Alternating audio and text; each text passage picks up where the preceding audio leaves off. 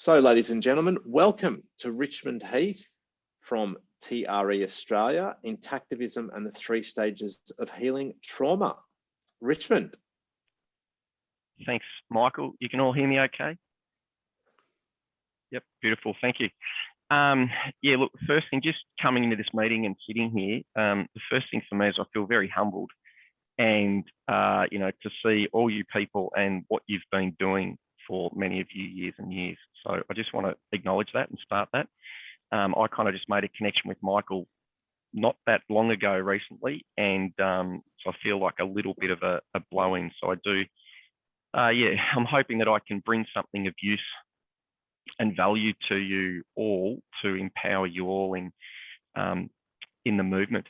And just to flag, so Michael, since I sent you the stuff and we talked on Friday, I've kind of rejigged a few of the slides. So it's probably going to be more in like a 20-minute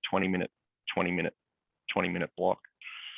And as Michael mentioned, my plan is I'm going to present a few slides, talk about a few things, then have a break where we can have a little bit of discussion. So if you've got questions along the way, if you want to put them in the chat, Michael can keep an eye on them and he can, you know, facilitate those. So I'm just going to share my screen in a moment.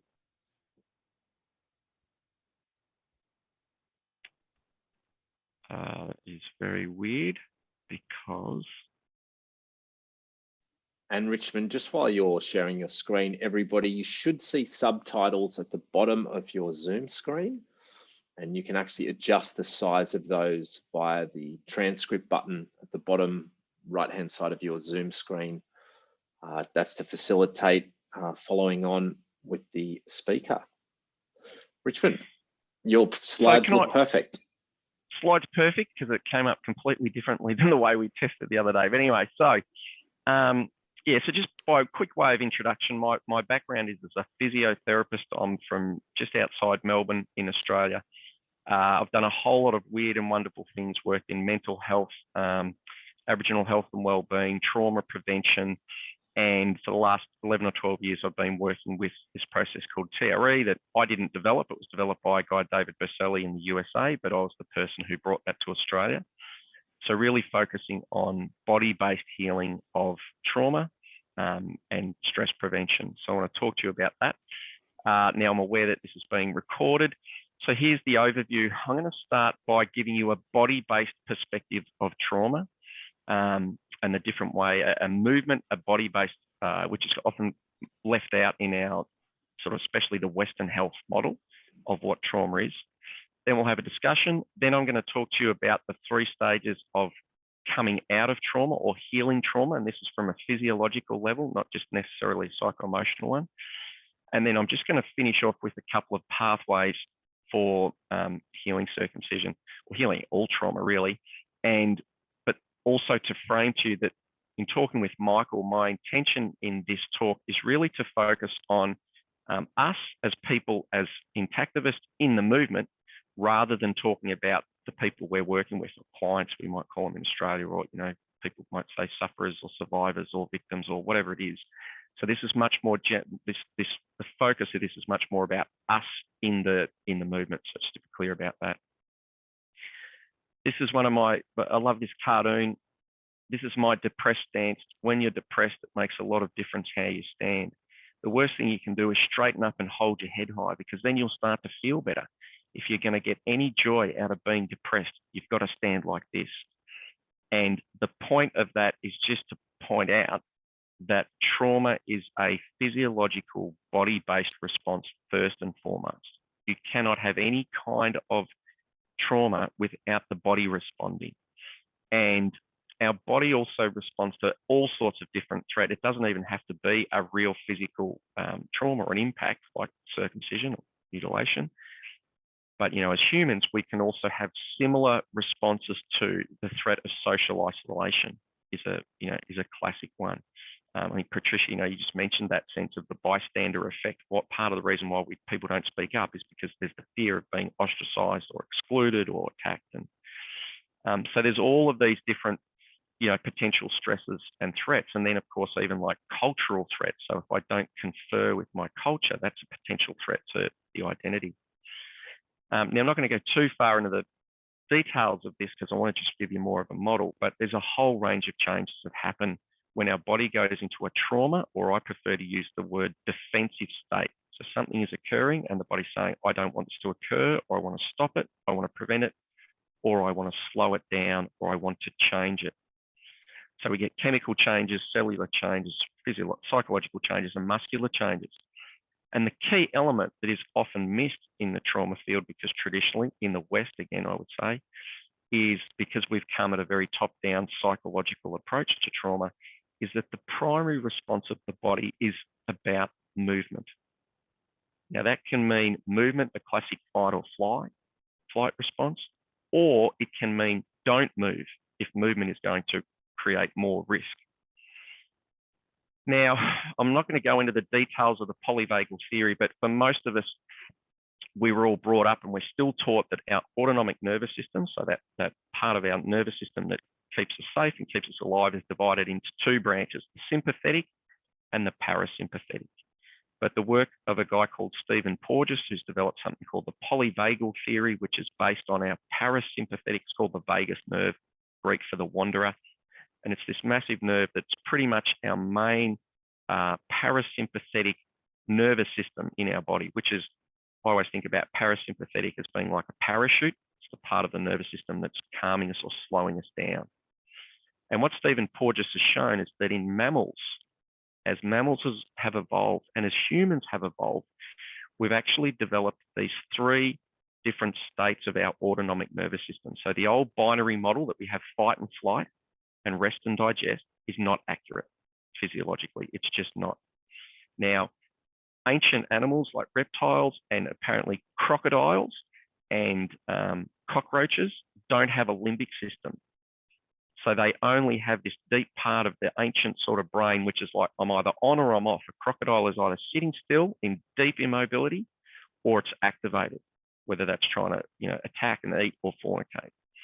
But as humans and as mammals, in order to live in a social group, we've had to develop a way to stay calm in our physiology so we don't just start attacking anyone that we're not comfortable with or that we don't know.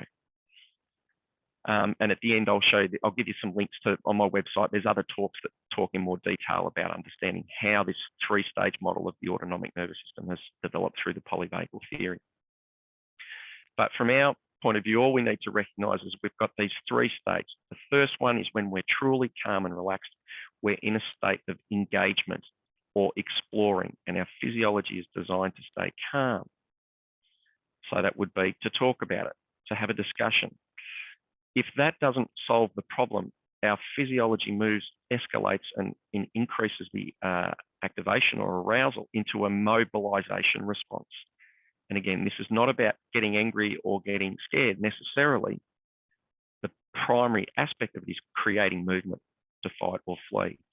And then if that doesn't work, the body then goes into an immobility response, which means don't move. So you can imagine if someone comes through my door and there's, and I'm like, hang on, my first thing will be, excuse me, mate, are you okay? What are you after? I'm going to stay calm and try to de-escalate the threat. Now, if that person doesn't talk and they keep coming, I'm going to start to get stressed. Now, I might think, can I jump out my window? And if I can't, and they're coming to attack me, now I'm mobilized to try and fight them. But if that person pulls out a gun or there's 5 people come at once, if I try to fight back and I mobilize, that's going to increase the likelihood of me getting hurt. So our body then has this ingenious survival mechanism of creating no movement. So I will stop moving, I will stop fighting, and that will be contained.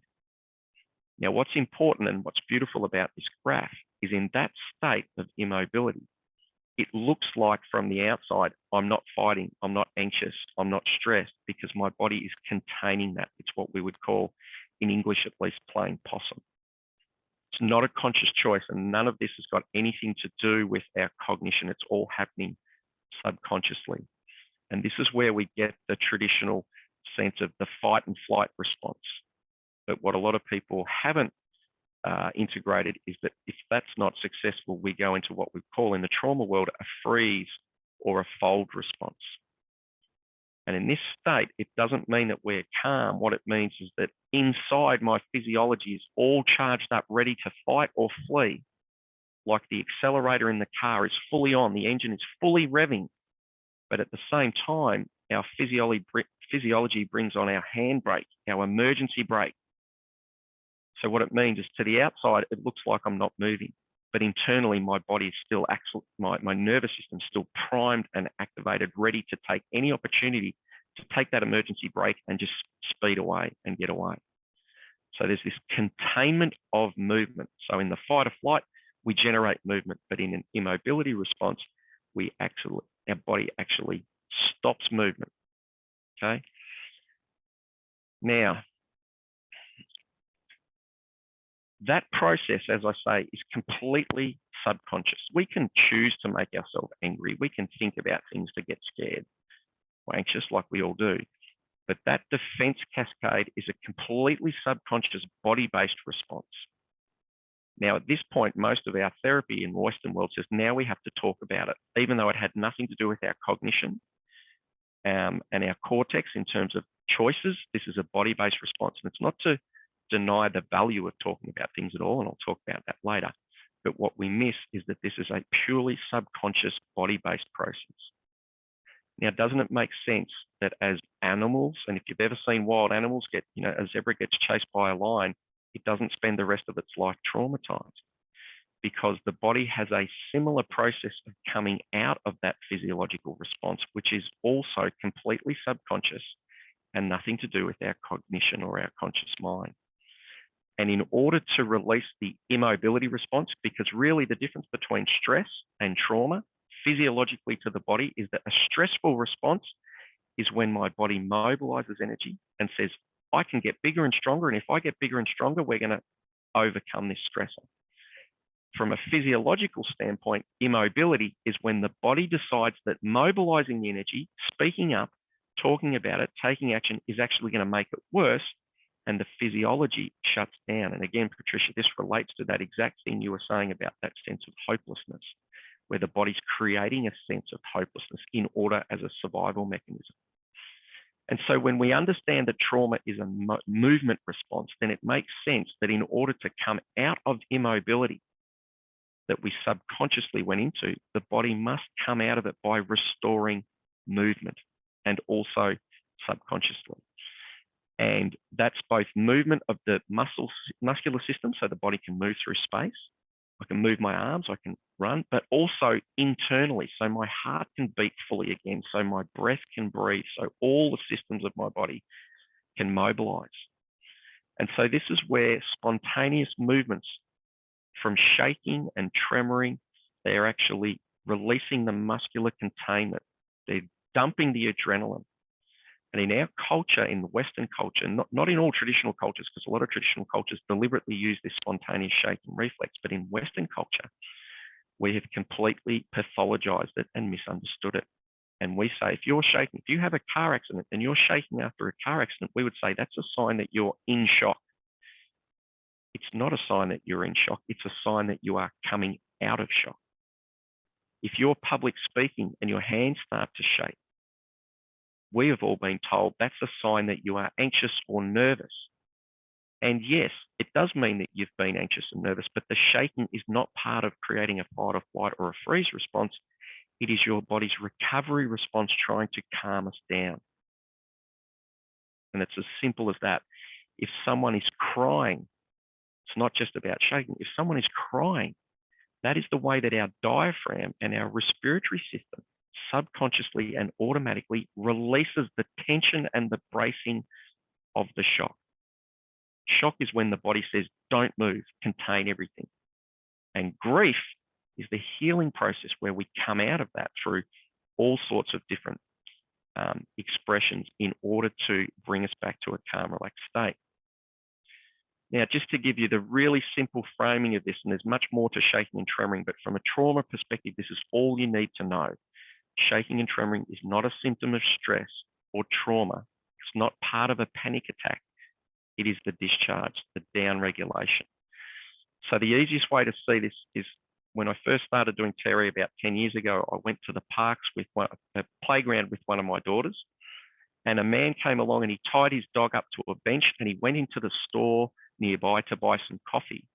And the dog, of course, started to get stressed and anxious.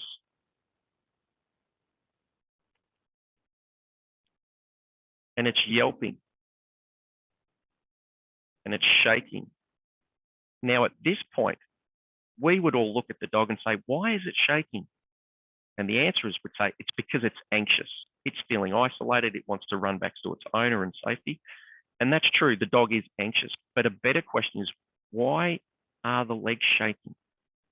What are they actually trying? What's it actually trying to achieve for the body? So that dog is feeling nervous. It's gone into a fight or flight response, but it's tied up and it cannot get away. And so it's containing that energy and that impulse to move. And that's a survival state, and that's not something that's very healthy for us. It's designed to be in that for a short period of time. And so the body has to find a way to calm down so it's not in this highly charged, activated state. And this is what the shaking is doing. And you can see here, the dog doesn't run away, or from me, it doesn't think, oh my God, have I got Parkinson's disease? Is there something wrong with me? Oh my God, people can see me that I'm scared. What we would do as humans and contain it and suppress it. It just lets it happen. And you can see that the longer it goes, the shaking is starting to slow down. So it's blowing off that steam. The nervous system is calming down. The yelping has stopped. And now the dog has literally started to calm down and relax. Now it's not 100% calm, but it's much calmer than it was. So from a understanding of where spontaneous movement, what we call neurogenic tremors, where the nervous system is creating this movement to downregulate, that's all you really need to know about where spontaneous shaking happens. Now in the DSM-4, the Diagnostic Manual of Mental Health Disorders, we would classify shaking as a symptom of general anxiety disorder, post-traumatic stress disorder, panic attacks, and people will be medicated to prevent that shaking response. And inadvertently, we're suppressing the very spontaneous recovery reflex the body is trying to generate. And so what happens is, instead of completing the full trauma cycle in the physiology of the body by allowing our body to move, to shake, to cry, to vent, to express, to restore that natural pulsation inside us, what happens is, in order to prevent movement and spontaneous movement, the muscular system needs to contain that movement, and it basically creates tension. You know, we all get stressed, our shoulders lift up, our belly squeezes, our lower back starts to get tight and sore. It's not a conscious process. And often what that is it's the containment of movement and the containment of spontaneous movement, not me consciously moving, but I might get angry. And so in order to make sure I don't get angry, I have to hold my face very tight, not consciously. And because that state of internal tension, where the two branches of the nervous system, sympathetics on, the handbrake's on, if you've ever driven a car and left your handbrake on, it makes it very hard to move, and it stinks. It's not a good, healthy system. It's a survival mechanism designed to be in for a short period of time. And so when we suppress that healing response, our body has to find ways to cope as we go back into immobility states. And we get stuck fluctuating. This is the definition of post-traumatic stress, is the fluctuation between depression and arousal, feeling numb and disconnected and feeling angry and anxious. And so in those immobility states, those chronic states, in order for us to cope with how bad they feel physiologically, how uncomfortable that tension is in the body, we end up with substance abuse and behaviors that help us to stay numb and disconnected from our body. Now, that could be drugs and alcohol, but it could also be eating chocolate and sitting on Facebook on your phone all the time, or watching TV. It could actually be excessive use of sport, or it could be becoming incredibly intellectual, so we get disconnected from the physiology of our body. And so we end up this, as I say, this cycle of living our life fluctuating between these extremes. And often when we think we're calm, that may be true from our psycho-emotional or our cognition's point of view. So we're all sitting here today, probably most of us are feeling pretty calm and pretty good. But when we look at it from our body point of view, if I was to come around and dig my elbow into the top of your shoulders or your lower back or your buttocks, most of us would go, oh my God, there's pain, that hurts, don't push that, that's painful. And that's where that is an unresolved immobility response in our body, but we're just not consciously aware of it because our conscious mind is only aware of about 10% of what's really happening inside us, or probably less than that. And the other 95% is below the surface like an iceberg. So all of us sitting here, we are all traumatized, not just by circumcision or other things, but we're all stressed. We all have immobility responses that are unresolved inside us right now. But because in the Western medical model, we focus so much on, quote, mental health, the role of tension in the muscular system in its relationship to trauma is pretty much overlooked, and it's seen that, no, that's the field of psychologists and psychiatry, and mental health experts and trauma therapists. Physical stuff, physio, Pilates, yoga, that's something else. And this is the classic splitting that happens in the trauma model. So I hope that gives you a bit of an understanding of a basic introduction, and why it's so important is that this trauma model involves this disconnection in our body and the immobility in the physical body, so that muscles don't move, so I don't have the flexibility, but also my heart, my breath, all of the systems of the body don't work as well. Oh, sorry, there was one more screen I just want to quickly show you, just so you know this. So if you're interested in more information to get a better understanding of that, on my website at treaustralia.com, there are a number of talks and videos that just give you a whole lot more information about it. So if you're going, this is really interesting, I'd like to learn more about that, then there's some free resources there. Before I stop, there's one more thing I want to mention, because Patricia, I think you mentioned about the sense of hopelessness. So often when we see people who are hopeless or helpless, we think that's a bad attitude and they need to just snap out of it and all that sort of thing. But the survival response of immobility is one where the organism is generating a state of hopelessness or helplessness. Because if I have those 5 people coming towards me, if I'm feeling hopeful, my body mobilizes and I'm thinking, I can overcome this, I can fight this. That's going to create a state of fight and flight. And so it's really important to recognize that when people are in states of hopelessness and helplessness, that is being generated by their physiological state. It's not a top-down, it's not choosing to be helpless. It's not choosing, we don't have that choice. That's a physiological state. And that's why it's so important to heal in the physiology of the body, because if we want to empower people and their physiology is in a state of perpetual hopelessness and helplessness and immobility, it doesn't matter what we do or what information we give them, what cognitive information we give them, their body is generating this ongoing states of there's nothing that I can do. So Michael, over to you if you're happy to share some reflections on that, or if there's particular questions. Yeah, if anybody has a question, please put a plus sign in the chat box and raise your hand. What I think is so profound about this is the degree to which trauma can run our lives unbeknownst to us, and how it runs outside of conscious awareness. And it's so profound in terms of the impact of something like circumcision that happens at a stage in a child's development before conscious awareness, before timeline memory. John Atkinson from the Genital Autonomy Society is showing the book Circumcision, the Hidden Trauma, which relates to this topic. And the reflection I'm sharing is just the profound nature of the potential impacts of cutting a healthy child's body, and then years later they might have some fight, flight, freeze responses happening and not know why. And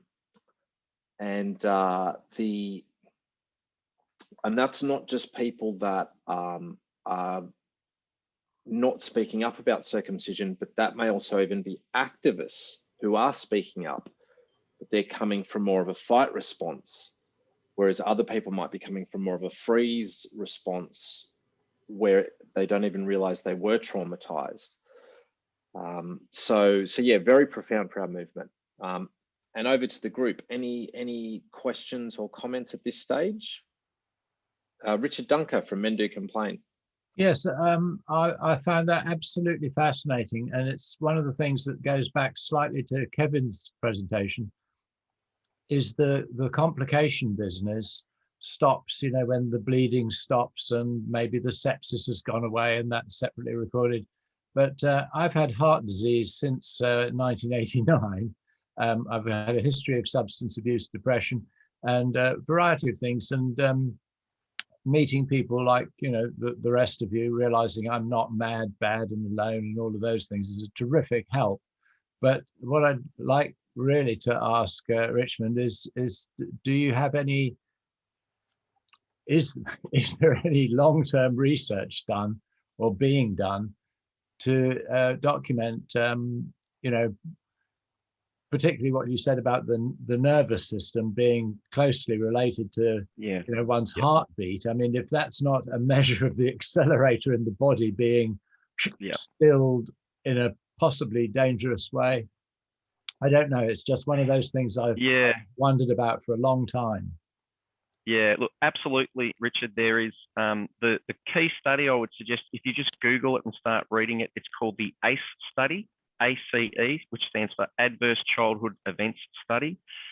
And this was a key sort of changing in the understanding of trauma, because what they did was, it was in the US, I think it was Kaiser or some insurance company, and they tracked 17,000 people, and they looked at the number of adverse childhood events they had, things like, you know, if you from sexual abuse and physical abuse through to, you know, if your parents divorced, if anyone in your family was had a mental health disorder, if anyone in your family went to jail, that sort of stuff.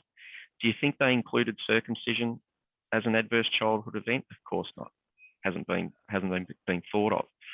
But they tracked those people, and then what they found was, I can't remember the figures off the top of my head, I've got them in different presentations, something like, you know, 3 times the chances of the outcomes of heart disease, you know, 5 times, 20 times more likelihood of suicidality, depending on the more adverse childhood events that you experienced. And the critical thing there is that when it comes to trauma, it doesn't really matter what happens to you. It doesn't really matter what happens to you, because your body has survived. You're still here. What matters is the state that your nervous system then continues to live in over time. And the thing that was amazing about that ACE study, and it just showed, you know, what all the 10 times more chance of, you know, all these different and crazy outcomes. They're going, right, trauma has an impact. And the amazing thing in that study was that all the most of the participants were pretty much white upper class Americans who were affluent and had the money to have private health insurance. And they were having this incredible effect on the long-term health and well-being, both physical health and mental health. So it wasn't even taking the people who had poverty or, you know, all that disadvantage. And so it really shows that the key thing about trauma is it's what the nervous system's doing afterwards that then creates the ongoing, the difficulty. So yeah, I invite you to check out that ACE study. And I'm not sure whether, John, if that's referenced in the circumcision book. Well, the A study, I think, happened after this book was done. This book was finished in the late 90s by Ronald. And I shared in the chat that I actually interviewed Ronald Goldman just a couple of days ago, and I also shared the link to the video of the interview that I had with him. I just finished this book just recently, but he involves the work of several other researchers, several other psychologists and psychiatrists, and like 1/3 of the book is nothing but references to sources where he got all of his information. It's not I mean, there's some opinion in here maybe, but and there's definitely some theory in here, but he references so many good sources in this book. So and it's not just really, in some ways I'm tempted to have this book published without the word circumcision, because it talks about traumas of birth altogether, because there's so many other traumas that could happen during birth and during infancy. And that's probably a good lead on, if we can, Michael. I'll move on to the next part if you're happy to, because that's gonna link in quite nicely. And just a word, Richard. So, you know, knowing the impact of trauma, this is one of the key things. Often we go straight into a state of, oh my God, I'm so traumatized, my life is ruined, I'm unhealthy, I've got all these effects. We're in that state of immobility and hopelessness and helplessness. So it's really important that I also flag that healing is possible. And, in terms of, it doesn't mean it's going to wipe out all the effects, but that we don't get overwhelmed by that sense of hopelessness or hurt. So let me just,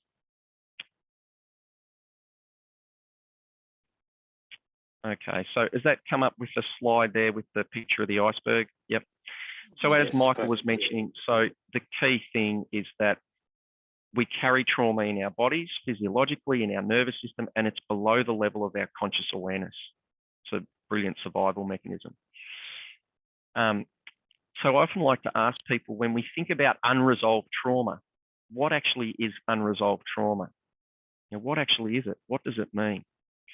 And I'm not going to play it out too much, but to keep it really simple, you can see here in this picture, this woman seeing a friendly little puppy dog, but her body is responding as if it's the dangerous, massive dog that attacked her in her past. Our body is responding now as if what happened is still happening, or there's a risk it's going to happen.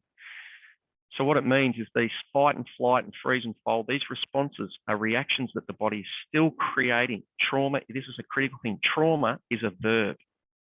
It's not a noun. It's not something that happens to you and it's stuck inside me. It's a verb. Something happened to me. My body learned to respond a certain way, and it is still responding that way now. Body is actively creating these responses. So when we're feeling anxious, our body is creating a flight response. When we're angry, we're having a fight response, mobilization. When we're overwhelmed, feeling hopeless, feeling helpless, our body is actively creating an immobility response. And that's really critical, because if the body's subconsciously creating it, then the body has the potential to subconsciously automatically uncreate it, switch it off. Now, this is really important when we look at circumcision, especially pre-verbal, so when it's done near birth. And by the way, I just want to celebrate something to you all today. I'm pretty sure, I'm not 100% certain of this because my mother passed away, so I can't guarantee it, but today is my cutiversary. Today is 2 days after my birth, and I'm pretty sure that June the 7th will be the year that I celebrate or grieve my own circumcision as a baby. That's something that's just been coming up for me lately. So this is really important information, because as up until 1974, I think it was, that anesthesia wasn't used because people didn't think that babies could feel pain, because that was the limitation of our medical model. And so I just grabbed this off some internet, steampoweredfamily.com. I don't know them, but I just love this image of this sense of the prenatal trauma or postnatal or after birth, being under the surface in the roots of the tree. We often don't see it, but it's still there. And just briefly, when we look at this trauma response from a triune brain model, and again, this is a very limited model, but it's a very useful model.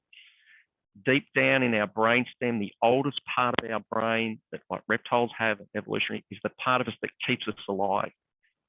Regulates our heart rate, our breathing. When we go to sleep, it's all still running all these things. And it also regulates muscle tone. So when we stand up, we don't have to think about what muscles to use. It's all happening deep in the brainstem. And it also is where the spontaneous movement of the shaking, tremoring comes from, deep down in the brainstem. The middle part of the brain, our limbic system, which is the mammalian brain. So this is where the body's generating these primary emotions. And those two parts tend to work together. And then as humans, primates and then humans, we've developed and grown an even bigger cortex, where we have this capacity to make decisions and be aware that we're aware of ourselves and logic and all that sort of stuff. Now, when we're healthy and balanced and calm, all three parts of those brain are all working really well. But as soon as we go into a stress state or a defensive response at all, our cortex begins to shut down. And so we have instinctual behaviors. So we feel an emotion, we're having a reaction, we're triggered. And so the emotion and the body movement are linked together to basically take action, but not consciously. Now, in a full trauma state, where people go into, like, someone's being abused, they may fall completely unconscious. But for most of us, when we're triggered, what's happening is our body is creating a response. Like someone says something about circumcision and I get all upset or I get all angry, and that response is happening, but I'm not unconscious and completely dissociated.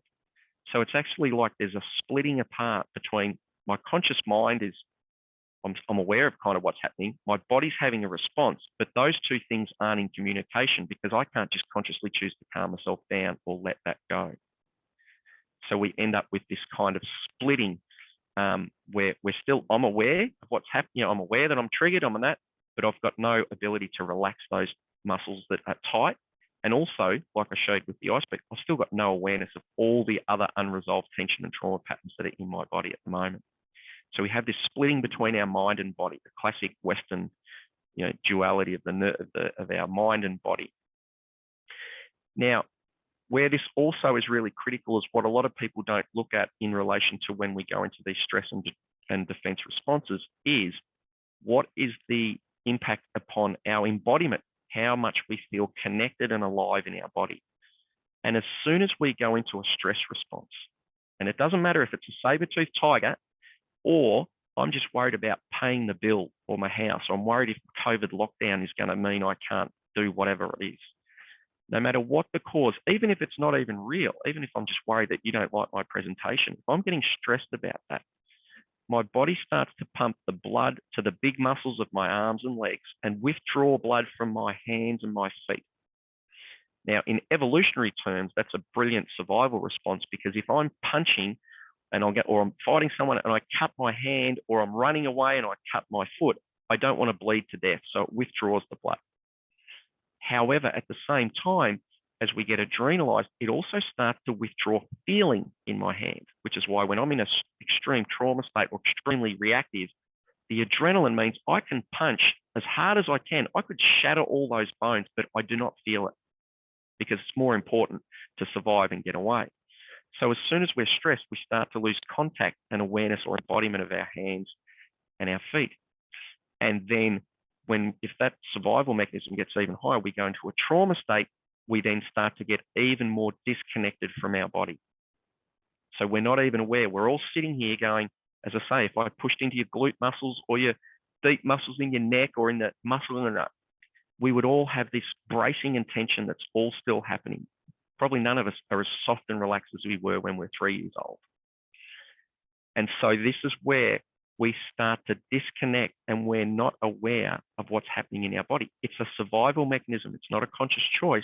The body or the nervous system or the organism is creating that and withdrawing itself from our conscious awareness so that we're not overwhelmed by the grief and unresolved trauma that's still carried inside us, because it's too overwhelming to look at or acknowledge or deal with or experience, to experience that grief. Now, what this means, if we come from the place where, especially pre-verbal trauma, because in that, sorry, let me just go back. Important thing here is that the brainstem and the limbic system, which is generating our body-based responses to trauma, that is fully developed and online in the second trimester. So when we're still inside our mother's tummy, this is already happening. All of those fight, flight, immobilize, freeze and fold responses, they're all there. Now, our cognition isn't there, so we don't remember our circumcision, but the body remembers it. The body has learnt that pattern. And so that's critical, because when we recognize that, then what it means is that as we start to heal, the first stage is often that we become aware of the trauma we're carrying, because instead of thinking about psycho-emotional trauma, I'm starting to tell you, hang on, the trauma we're all carrying is in the body as muscular tension, and we're not even aware of it because no one's ever told us that before. We only thought trauma was when you're feeling overwhelmed and grief and angry. And so the first stage is that we're fine, which basically, fine, excuse the French, can be stand for, frozen or fucked up, ignorant, nervous, and emotional. Fine generally means I'm not really feeling what's happening inside me. And again, so this is where, when you think about all those people who, when you talk about, you give them the information about circumcision and genital cutting, they're like, irrelevant, it's not touching me, I'm not interested, because it's just simply too overwhelming. But what it also means for us is we before we come to this movement, most of us would have had that experience. For most of our lives, we would have had no idea about the impact of genital cutting on our lives. So we're not even aware of it. We're just living, we're just growing, it's carried, and then at some point it starts to come up because it's been carried in the physiology of the body. Now, when it starts to come up and we're coming out of that immobility, we're starting to get in contact with it and come back into our body and make contact with it. The second phase, of course, is we start to get the mobilization response. And I've just made up these terms saying, you know, I'm fine. I'm saying I'm full of it. What it means is we start to get these body-based response. I'm so fucking angry this happened. There's all that charge. Because at the time, when you're an infant, we don't have the capacity to mobilize.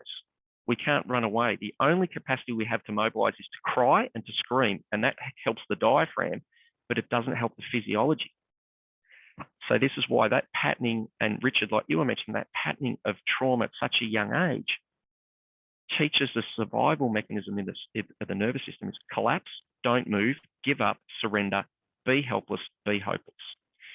And as we come out of that, we often find that we have a whole lot of rage that was unable to be expressed at the time, or it was expressed, but it didn't do anything. Now, what's important for us as intactivists is that in this state of sympathetic arousal, sympathetic nervous system, when we're in a fight or flight response, our entire nervous system is designed to see that the problem is out there. Where's the danger? It's out there. Is that safe? Is that safe? Is that right? Is that wrong? And it's a very, very black and white space. Everything's right or wrong. Yes or no. Circumcision's bad. It's 100%. There's no middle ground. And it often creates a state where it's us against them. Those people who are pro-circumcision, they're bad. We've got to fight them. It's the fight. It's a fight response. Now, it's not wrong or bad, and it's a normal stage in the process of healing, but it's not actually as effective or as efficient as being in a real healed state where we're truly a bit more okay with it. Because in this physiological state of engagement, then we're able to engage with those people who are pro-circumcision, but from a very different space where we're coming from empathy and an understanding that, oh, wow, look, those people are behaving that way, thinking that way, and choosing that way, not because they're bad people. Maybe not even just because of their cultural belief system, although that's a huge element, but because their physiology is still so immobilized, because at the moment, the idea of touching into their own grief and their own trauma about what happened to them, or about what happened to all those children that they did it to, or even what I allowed to happen to my child. That wasn't me personally. I was lucky to have 2 girls, but for the parents. So the behavior of these people who do not want to hear the message, and this is where when people are already coming out of their trauma, you give them the information and the education and they're going to run with it. And they're like, I'm on board. I'm an intactivist. Bang, we've got energy to change this. But why this is so valuable is because it can take away our judgment, take away our moral high ground, take away that sense of those people are ignorant, they're stupid, and that because when we come into a relationship with that, of course, it doesn't work for them because subconsciously their body feels that. And it takes it away from an us against them battle, and it says, hey, you know what? We're all in this together. And a lot of the behaviors, and again, this is a missing link. I can't just give you the cognition and the information to change your mind, because if your physiology doesn't yet have the capacity to embody the grief, the sorrow, the regret, the shame, the loss of sensation, all of those things, if your physiology is not yet ready to do that, if your nervous system is not, it doesn't matter what I do, it's never going to change. And if we're coming to people and organizations with this sense of you're doing the wrong thing, you shouldn't be doing this, you know, blah, blah, blah, of course, that's not the most efficient relational way in order to bring about change. It's not to deny that we need to speak up and be strong and hold positions, don't get me wrong. But when there's often an underlying unconscious energy that I know what's right, you know what's wrong, it doesn't work. And from my personal experience introducing this shaking reflex into Australia, I've had 10 years of going, I'm behaving really calmly, I'm presenting at conferences, And I'm saying, guys, you've got to understand this, you know, psychologists, you've got to understand this, and the CBT is limited. But really inside me, I've had for years and years is wanting to say, you fucking idiots, stop saying this shaking is pathology. You are fucking up people by not letting them. So that's what happened. And so it doesn't matter how calmly I put that information. If I've still got that energy inside me, that's what their nervous system is picking up. And so then when I say these things, beautiful presentation, and no one talks to me, I think, oh, you're all dickheads. You're not listening. You're all stupid, rather than going, oh, you don't want to listen to me because I'm attacking you. Of course they don't want to listen to me. And that's where my own unresolved physiology, that for years I wasn't aware of it, that has an impact on the effectiveness and the efficiency of which I can share my message, and where we can create a safe space for people to acknowledge this is what's been going on. But beyond just consciously, we need to create a space where people can heal physiologically and be able to integrate the trauma that's preventing them from even looking at the information that Intactivists are providing, and be able to deal with the grief and the trauma before we can even start to imagine a different future. Because if we want to imagine a different future, we have to be able to look back and go, gee, that happened and we don't want it to happen again. And when we're not healed, that is way up in that immobility response, that hopeless, helpless, numb and disconnected. And part of why when talking with Michael, the focus of this presentation is for us all to be ever more aware and going further into our own bodies of how our own tension, if we use trauma, it's the wrong word because we think it's our own physical tension is often carrying these unresolved patterns that has an impact on how we share our information. You know, when I was a kid, I remember I used to always yell at my mum or argue with my mum, and she'd say, oh, you know, or dad, someone would say, don't talk to your mother like that. And I'd say, what? What did I say? I said da, da, da, da, da. And I'd be having this intellectual argument. And my mother would just say, no, no, no, but it's the tone. Oh, what tone? Oh, what tone are you saying? Yeah. My physiology is carrying that information. We call it prosody.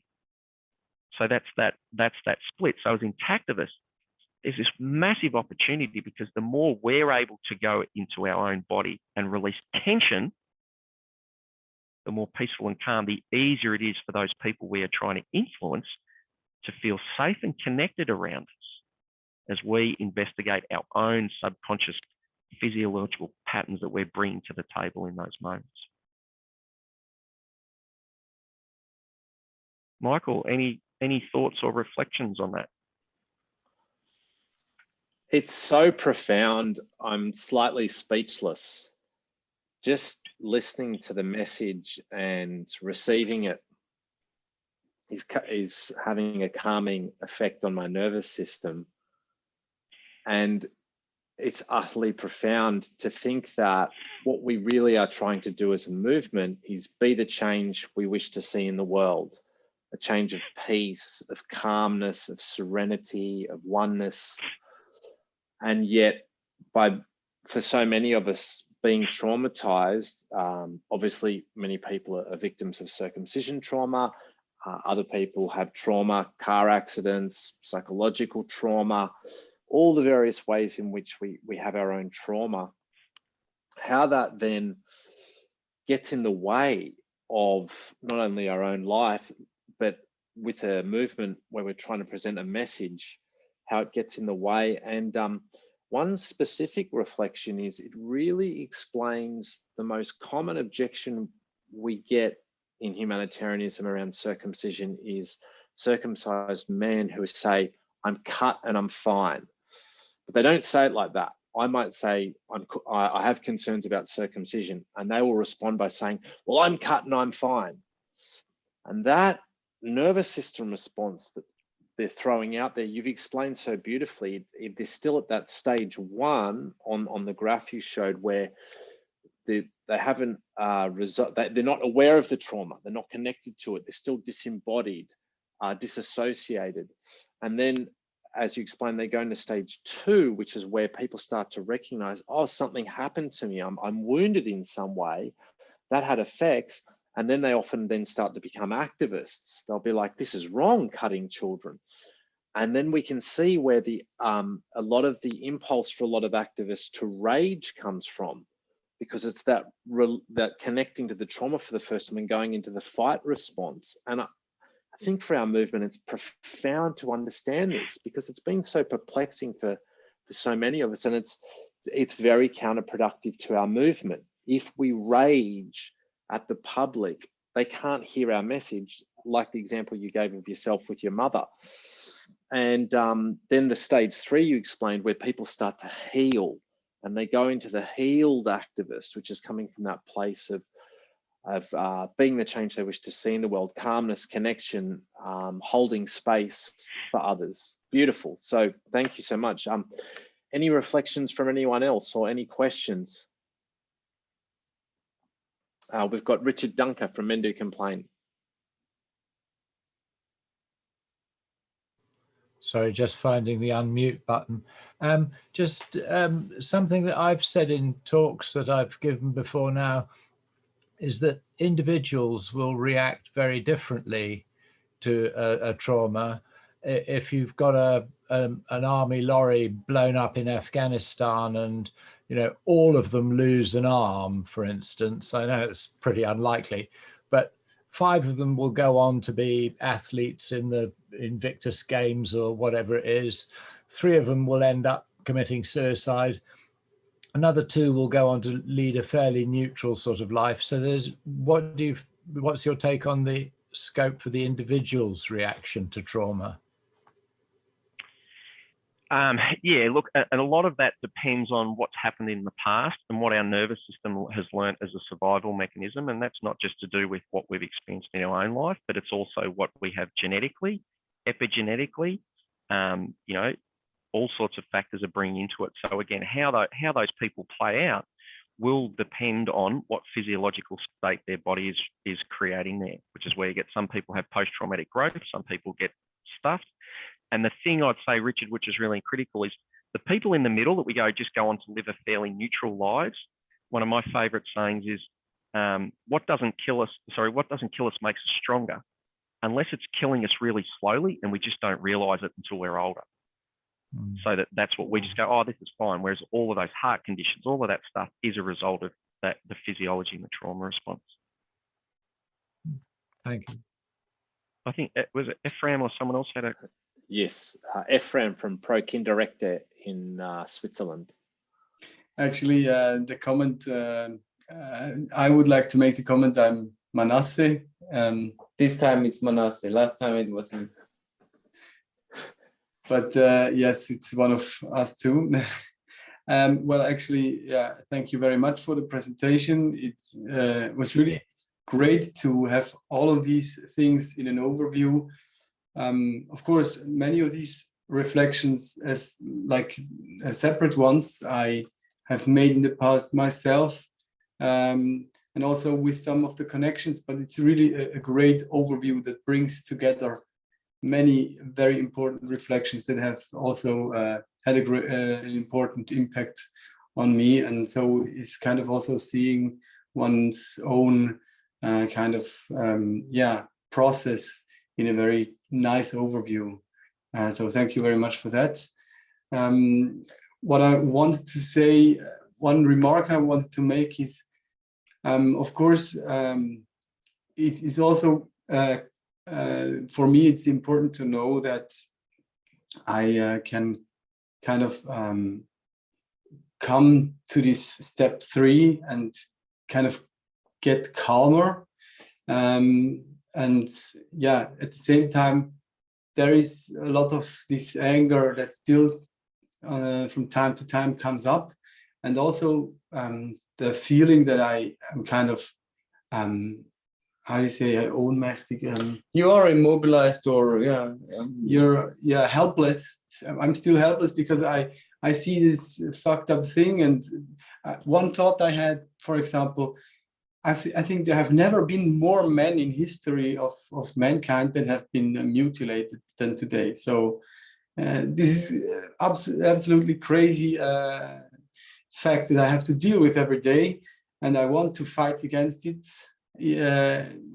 But the thing that helps me, one thing I just want to mention is I kind of try also to be benevolent to myself and say, well, I can try to do the best that is possible, or the best that is possible at the moment. And well, if I fail or if I don't succeed, I just have to say, well, that's what I could do. That's what was possible for me. And yeah, that is also really important to me, to just not kind of get into too much into the idea that I have to overcome this, and I have to, I have to do to use my last energy all the time, because that won't be possible either. Yeah, Manasseh, I just want to acknowledge your courage and your vulnerability and your openness and your honesty to be able to go, yeah, we're all trying to be benevolent, but also saying, geez, I feel hopeless at times. I'm in that collapse, and I feel angry at times. And for me in my work, people who are aware that they're angry, that's not the problem, because we know we're angry and we don't want to be angry. We want to try and behave well, but it's often the unresolved. It's like the shadow. It's like the parts of us that we're not aware of, the anger and the frustration that we're carrying in the body. That sort of ends up having an unconscious, subconscious impact on us that we're not aware of. So, I just think it's beautiful that you're able to share that. And hopefully what you take away, so when we feel those states of I'm angry and I'm or I'm collapsed and overwhelmed, that we're able to go, okay, hang on, this is a body response, rather than, how do I think, what do I do? This is happened, my body has just gone into that. And that's where activating the body's way of coming out of that is so invaluable. And it's a missing link in how we not just heal, but how we keep growing all the time. Because I can look back when I first heard about circumcision, and a guy talked about, peeling the thumbnail off and that sort of thing. I had this massive grief about the trauma in my body that happened. Now that was 20 years ago, and I talked about it and I got all activated in that. It was only, and I knew about the loss of sensation. I knew about all that stuff. So I heard all that. But at that time, my body just processed the trauma and the pain and being alone and taking all blah, blah, blah. It was only, recently when I was having more conversations with Michael, the same information was provided to me. And I'm like, yeah, I know about the trauma. That didn't bother me at all. But when we started talking about the loss of sensation, I had a day and a half of deep grief. I could hardly work. Now, I'd heard that information before. I'd told people about that information before, but in my physiology, that hadn't quite yet connected to the grief that I had in that moment of, wow, right here today, when I'm with my partner, I'm missing out on this. So that's an example for me of going, yeah, I heard that 20 years ago. I had a level of healing, and yet there was more healing to come up, and it's like 15, 20 years later. So all of us are sitting here. It doesn't have to be about circumcision. Again, we've all got tension in our body. They're all patterns of unresolved trauma. Tim, I think you wanted to say something. I don't want to go too much longer, and I do want to finish off on a positive pathway sort of note, but did you have something, Tim?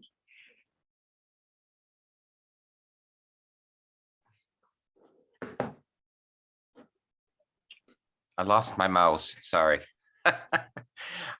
Yeah, I think the sad thing for me in my years of activism has, well, it's been twofold. One has been the anger, which I think anger can be a great motivator, and mismanaged or unmanaged anger, however, can work against us, because when I talk with people outside of our movement, there's a lot of misunderstanding about who Intactivists are and the anger, and especially online and Facebook and people lashing out at people.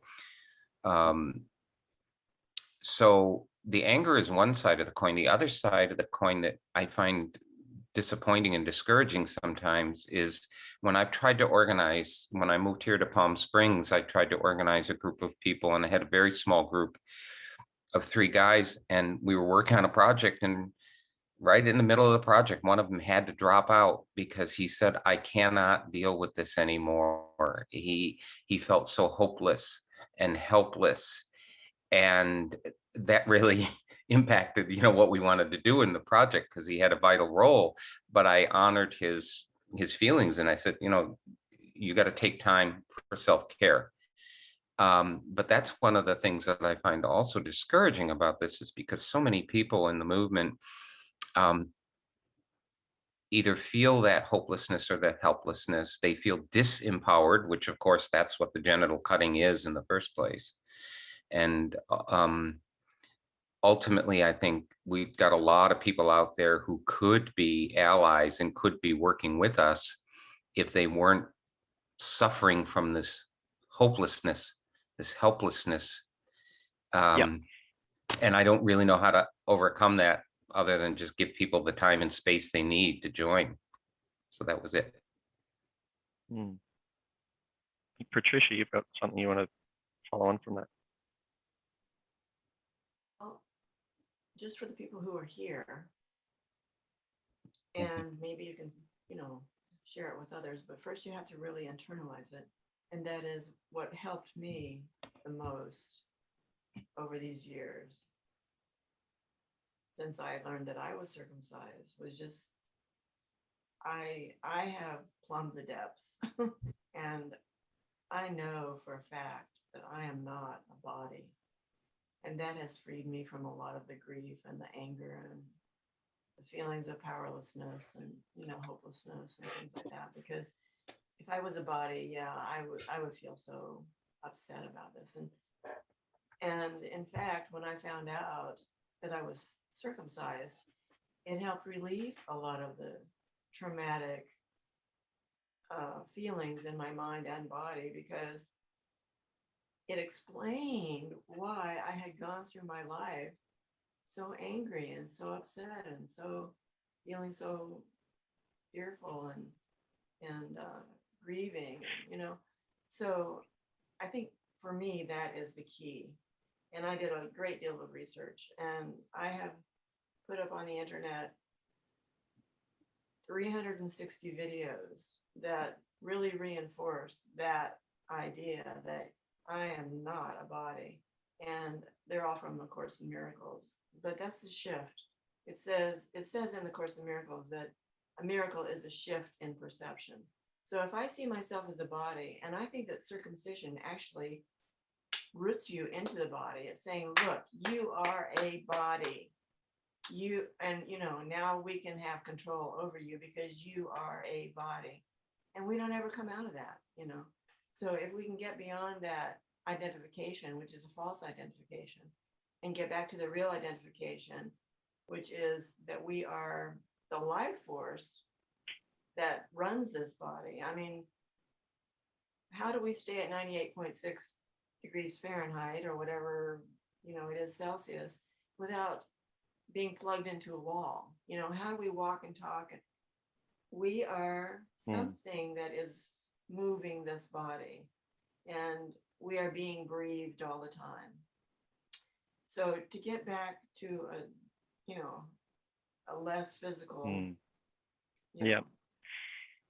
Yeah, look, thank you for sharing that, Patricia. And I really understand and get where you're coming from. The only thing I would add for everyone, just to keep in mind, is that the way I say it is, we are all that, and we are a body.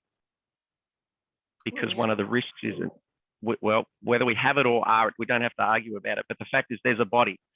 And the reason I'm just saying that is because one of the risks and things that happens, especially in the modern Western world, is we spiritually bypass the healing in the body. So that's where for me, it's important to say we are all those things. And yet, and again, we don't need to go into, that's not what we're about, but just to flag that what a lot of people do, I'm not saying this because you're saying you've gone into the body and then you've come through it. But what a lot of people, when they hear information about that, they actually go, I'm not a body. I try to ignore my body. I ignore the body. And so this is a good place to move on to and to finish. But I don't want to go for too long. Is, exactly that thing you raised, Tim, is that we have helplessness and hopelessness. Now, this is what I really want you to understand and get this away. We tend to go, I'm feeling helpless and hopeless now because of what's happening, what I see around me. We think that's why I'm feeling hopeless and helpless. Now, someone else in the movement can have this same information and they feel enlivened and passionate and hopeful because their physiology is different. And this is why it's so critical to involve the body, because it's a physiological, because that response, same as you were saying, Manasseh, you know, I'm still having that collapse, overwhelm. This is absolutely understandable, but it's still showing my physiology is responding to this bit of information with this response. Yeah, Remember the slide I showed you, that the little, I'm gonna keep going, Patricia, if it's okay, because otherwise I'll never stop, or we'll never finish. We can maybe bring that up in the open discussion afterwards, if that's okay. So remember that picture I showed of the little white dog, the little fluffy dog, and the body's having the response. Now, it's not to deny the reality of the tragedy and the grief of genital cutting worldwide, but for us to go, hang on, wow, I'm having this response. This is still touching into my nervous system's responded this way. And this is why it's so critical, because at the moment, this talk, I'm giving you information and your minds will be excited. But many of you will have gone, wow, I'm feeling something move inside me. Maybe I'm feeling a bit of grief. Maybe I'm feeling a bit of energy moving and anger. Maybe I'm feeling a bit enlivened and empowered, because it's so easy to talk about it, but we've got to include the body. So how do we have a hopeful path forwards? So I'm going to share my screen again, and I want to start with a question for you all. And my question is, what does it look like when circumcision is healed? What does it look like for you or for me when genital cutting is truly healed? And in the shower this morning, I was reflecting, and what I wanted to say is, it's got nothing to do with whether you've restored your foreskin or not. When it's truly healed, what's that going to look like? It may mean that you've restored your foreskin. Don't get me wrong. I'm not saying that's not part of it, but that's something different from when it's really healed. So I just want to open that question. So here's a little model that I like to use. Again, I love threes and I love using the same language. So I look at 3 different ways that we can come at healing: solving, sharing, and shaking. And don't get over attached to the words. They're just S's, and I like them. So, but there's just 3 different ways. And what we tend to do in the West is we solve, we share, but we don't do the body shaking side of it. And I'll explain that how that fits. So when we look at how our body, and this is limited because it's not just the brain, focus in Western world is so much about the brain, it doesn't even incorporate the muscular system, because it's really the muscles that can be generating their own movement separate to the brain. But anyway, it's a nice model. We've got different ways of healing: top down, which means I'm using my cognition to try to calm or solve a problem or soothe my body. And then we've got bottom up processing, where the body is actually generating the healing. So when we talk about solving or top down modulation, these are all cognitive approaches. So for example, mindfulness, I'm going to use my mind and my cognition to pay attention, or I might do breathing techniques, or I might do yoga, or I might do movement or exercise, or I might eat. We all know the value of those things, but what's happening is we're doing them consciously. And they're effective, but they're limited, because if they weren't limited, because then the 2/3 of people who do not heal from post-traumatic stress disorder fully using our current evidence-based practices, that wouldn't be true. 2/3 of people using the evidence-based practices that we have in place at the moment will not reach a full recovery. In fact, 1/3 of the people with PTSD will never recover at all. It won't help them at all. The other 1/3 will get help a bit, but they'll suffer with PTSD the rest of their lives. And 1/3 of them will get help by existing evidence-based practices. So these aren't wrong. We know they're useful, but the limitation is you can only, for example, if you're sitting here now, right? We'll do a little exercise. I want you to notice the tension in the body that you're not yet conscious of. Well, obviously you can't. Now I want you to relax that tension that's already in your body that you're not conscious of at the moment until I push it or you stretch. So the limitation of our top-down processes is we can only ever relax or calm down or change what we've got conscious access to. And the way that trauma is stored in the body and is held as tension is reflected. There's tension we're aware of, and then there's everything else that we're not aware of. We can't consciously relax those areas, and that's the limitation of that. So it's not saying all those conscious processes are wrong. They're wonderful, they're important. They're one of the steps. The second thing is about sharing and being in the relational dynamic, because with all of these things, there's a human relational element to it where this doesn't happen. It's not that a tree falls over and accidentally cuts my foreskin off. It's a human. There's a massive trauma and an associated mistrust and fear and anger related to other humans, whether it was the perpetrators or the people who did it, or whether it was the people who allowed it to happen. And so if we haven't been comfortable to share our story, like if someone can't say, hey, look, I was circumcised, this was the problem, this is what happened, this is the impact it's had on me. If we can't share our story, then it's a fair sign that we've still got some unresolved trauma and grief about it, because we're ashamed of it, we're embarrassed, or it's triggering something that we don't want people to see. So the sharing is invaluable. And you know, again, in the Western model, we say you must talk to a therapist. That's kind of the traditional thing. But thankfully, it's like support groups, talking to friends. For me, it was being in men's groups. It was a critical element. So if we don't heal that sense of coming into a calm, happy, relaxed relational state, then we're never really truly going to heal. I'm not going to show you that one. And the third process is around this shaking or the restoration of the spontaneous movement. And this is about letting the body do its own process. Now, last year when COVID hit and I lost all my income and I couldn't do my workshops and travel around, so I created a free online course to learn this, how to deliberately activate this shaking and tremoring reflex. So that course is at trecourse.com. and you are welcome to go and learn it. It's 3 sessions. It's super simple. It covers a lot of what we've covered now, but it teaches you how to practically lie down and let your body start to shake and tremor and move, so that you can now start to let go of the trauma that's in your physiology, in your nervous system, in your muscular system, that's completely beyond your conscious mind. And this is a missing link in our healing of trauma in Western cultures, I might add. Because even now we can go away inspired and this is fantastic, but until that changes in our physiology, we're going to keep seeing these patterns of behavior come up. We're going to keep carrying those wounds, and it costs us in our own life as much as anyone else. So in addition to all the things that we're already doing to heal from trauma, mindfulness, yoga, support groups, talking about it, journaling, everything we're already doing consciously, when we add this bottom-up process, we really truly start to integrate and move on from that process. And that then becomes something which is a process of ongoing growth. You know, and I think it was Richard mentioned, a bomb blows up a group of soldiers in Afghanistan.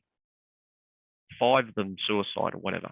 A huge amount of them live in that fine area, but a few of them actually go into post-traumatic growth to go on to achieve extraordinary things. And that is the physiology is allowing that when we've healed that. And so this is why I encourage all of you, and the more we do this, the more we heal, the easier it is for us to see other people, the people who are promoting, you know, to see their humanity, to see and accept their trauma, to look underneath their belief system or their culture or their religion or their ignorance, and that, and actually go, wow, there's another human being deeply, deeply in trauma, behaving and acting out the same way that people have been abused, pass on the abuse. It's really no different. And also by us going into our own body, it then gives us the humility, to be able to say, I'm no different from you. There's endless areas in my life where I do that as well. And so from that place, again, it doesn't mean we don't need to be strong and be clear, but if we're coming from a place of we're all in this together, it's a completely different experience. And the person I want to leave you with, the image, is Nelson Mandela, who after 20 years of being in jail, I reckon that's probably a bit worse than being circumcised. I don't know, 20 years in jail. And when he comes out, what does he say? He says, we must reconcile. And does he say, we must reconcile between the whites and the blacks? No, he does say that. But first he says, we must reconcile within ourselves. Because once I or we, the more reconciled we are within ourselves, then we can be doing this work from a place of benefit, love, and not doing it out of our own woundedness, which has a limited effect on the way that other people can receive us. And we can all start to move forwards together.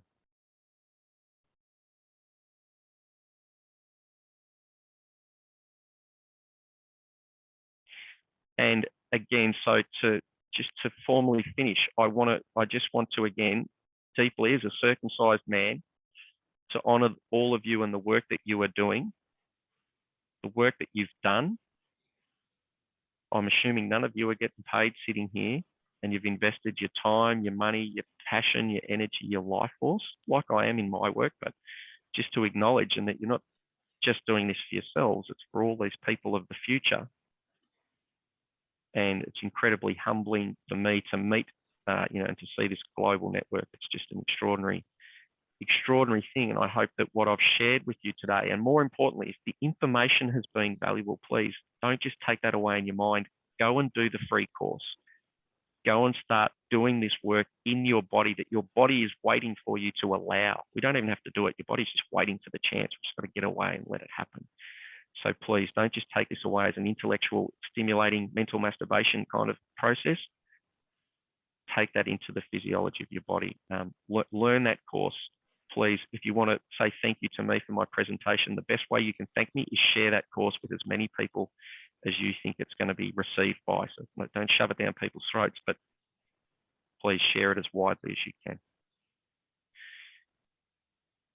So Michael, over to you for if there will be some questions, and I know I've gone along. I really appreciate your extra time. Happy that people have left when they've needed to, and I'm really happy to hang around for as long as we need to if people have got questions, open discussion. But I'm also happy to jump off if you've got other things to discuss. Well, Richmond, this has been absolutely profound. I'm feeling much more embodied in my body.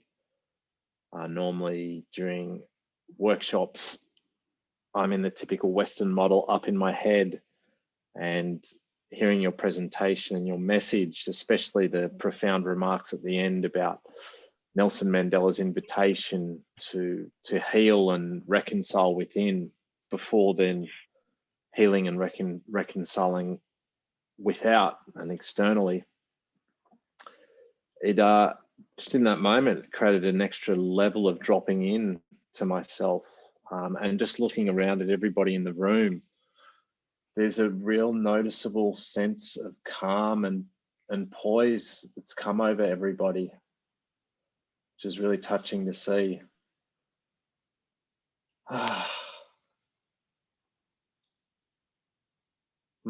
So it's hard for me to break the spell.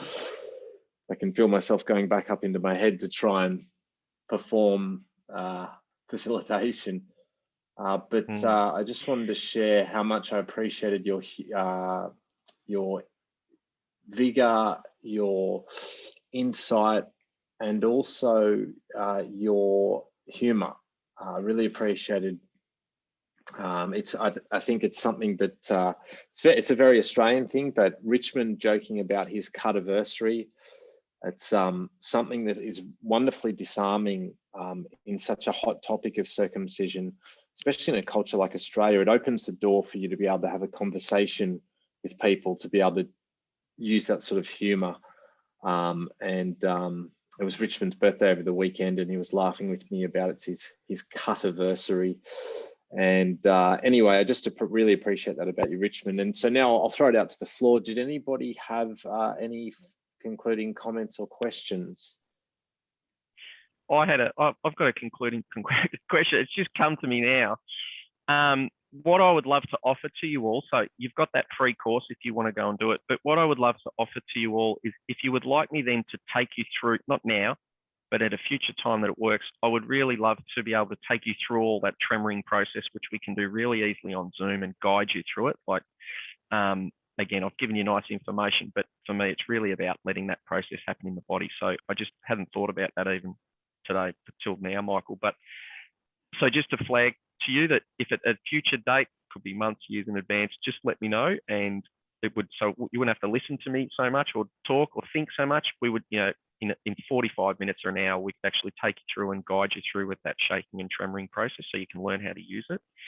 And if you happen to have already done the free course and you've learnt it, you'd get heaps more value out of it, because then I'd be helping you deepen it and improve it rather than learning it for the first time. So I just want to flag that, that's a, yeah, we can talk about it all we like, but if we're not letting that happen, then it's going to be just, yeah, falling on deaf ears.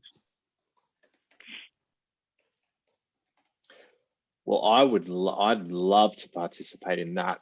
Raise of hands, who would also like to join in the session with Richmond doing trauma release exercises. Yeah, that's just about everybody on screen. Yeah, and there's no rush, so I'll just leave it with you, Michael. And whenever there's the right time and you've got a gap in your meetings and you're like, hey, let's do this thing. If you want to do it, then just get in touch with me. That won't be a problem, but no pressure either. Fantastic. Well, thank you so much, Richmond. Thank you for an amazing presentation. And with that, that will formally conclude Richmond's presentation and also the bodyguards meeting. And so now we move on to open discussion for those who can stay on. And in kicking off the open discussion, yeah, Richmond, I really, it's so refreshing for us to get a different take on this issue, you know, to get a much deeper take. It just shows the limitations of the conventional model. It's just, the conventional model just doesn't recognize trauma in so many respects. It's utterly lacking. And I mean, this is, for me, I've been in, we've got people here who've been in Intactivism for 30 or 40 years. And just for myself being involved in it for under a decade, I very rarely see information on trauma. And I just think it's such an important piece. Like what I always say is, if the health authorities cannot prove, if they cannot confirm cutting a child's healthy body does not cause trauma, then they have no right to be allowing the cutting of a healthy child's body unless they can prove it does not traumatize. But they don't recognize that. So yeah, I think it's crazy. I agree with this, and I would just like to add that, you know, we have to keep in mind that trauma means injury. So something that injures your body is always, you know, traumatizing in that sense, in the sense of literal sense of the word, of course. So your point is kind of even self-evident, I would say.